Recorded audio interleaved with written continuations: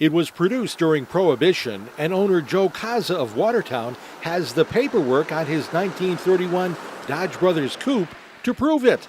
The car came off the assembly line on December 30th, 1930. The car was my father's. It was given to him back in 1953, and he used it as a second vehicle in Waterbury for a few years. Then we put it up, and it was in the backyard to 1955, and it almost got taken away by the flood of '55 in Waterbury. The car was restored in 1962 and has been a part of his family. It's always been in the family. We've gone out for rides with my children, my three kids, and we've traveled around, and this car is a driver. It's not a trailer queen. We actually took it to New Jersey this past spring, about a 500-mile trip, and it performed perfect. Burned a little oil, but that's what happens with these old cars.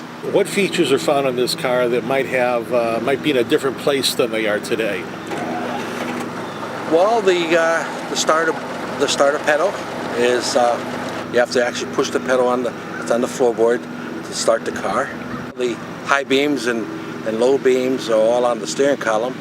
They're not like that on the newer cars. There's no power steering in this car, no power brakes. It does have hydraulic brakes that came standard with the car. It does have a rumble seat.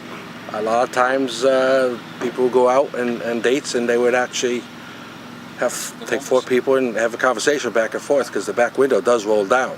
How do you get in it? Okay, you put your right foot on this bumper, left foot on this step, right foot on this, and then left foot step onto the seat. I notice on the wheel cover it says DB. Before there was Dodge, there was Dodge Brothers.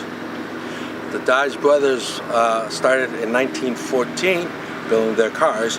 Previous to 1914, they were making parts for Henry Ford.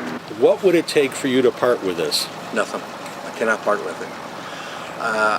This is one car that actually is in our will, in my will or my wife's will, that if the children do not want the car, it gets donated to the Dodge Brothers Museum.